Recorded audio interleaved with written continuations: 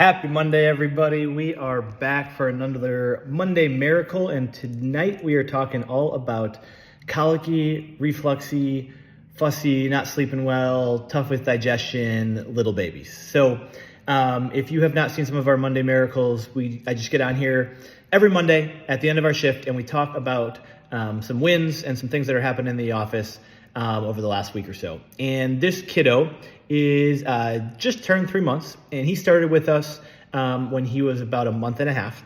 So been a little bit now, and he came in because he was just very obviously, mom and dad could tell, was in some discomfort, was tense. A lot of times you will see moms and dads will report that they're kind of holding their hands in fists. Not sleeping very well through the night, not taking very many naps. Throughout the night was just kind of colicky and whiny, and again, just very obviously uncomfortable. And then digestion was another big one for them. Every feed, there was lots of reflux, lots of spit up, and also he was just noticeably uncomfortable. He would cry. He would strain after eating, strain with bowel movements. They could literally hear the gas in his tummy. So a kiddo that was just really struggling. And we see this a lot when there were some difficulties with either stress during pregnancy or birth intervention and some trauma during the birth process. And we see that a lot for a couple of reasons. And the first is when stress during pregnancy, whether it be family stress, relationship stress, super stressful job, physical stress on the body, whatever it may be. We got a lot of kids in here that are a little bit older that their moms were going through pregnancy during COVID. So lots of that type of stress, right? Mental, emotional stress.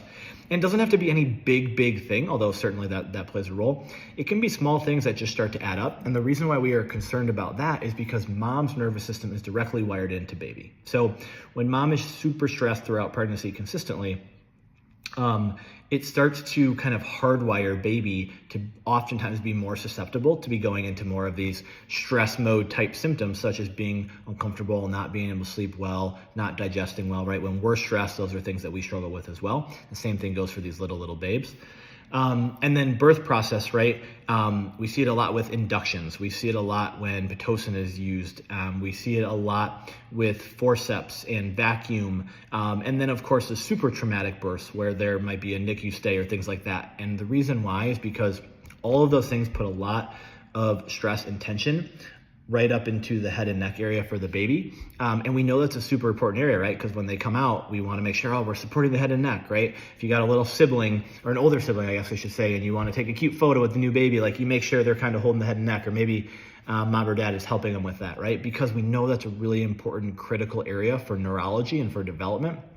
But we forget that during the birth process, whether it's because of induction, and there's a lot of Pitocin and a lot of excess contractions happening, putting a lot of pressure and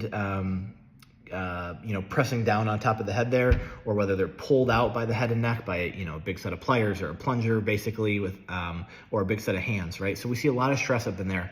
And if you think about what those areas do, right, that area controls all of the muscles of the face, head, and neck. And so oftentimes that causes struggles with breastfeeding, with bottle feeding, with movement of the head and neck. So we get a lot of babies that like to, move their head one way or the other. Their head's a little bit like this, right? Because we see some of that immediate feedback when there is a little mini injury there.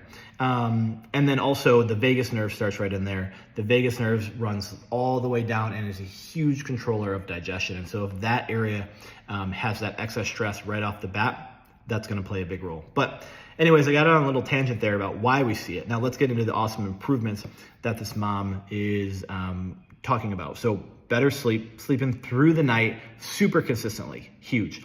Less arching and straining, better pooping, less crying, less discomfort, more happy, more engaged, more purposeful smiling, which is awesome. No longer crying and straining after eating or having bowel movements. Naps are still short, but they're there. We're getting there. And less overall discomfort and tension. So awesome improvements. Like I said, we've been seeing this kiddo for about a month and a half, 2 months. With the little ones, it happens quick, right? And that's why it's so amazing to get to these little ones early. So if any of you recent moms out there have any questions, send us a message. We would love to help. Get it now before it becomes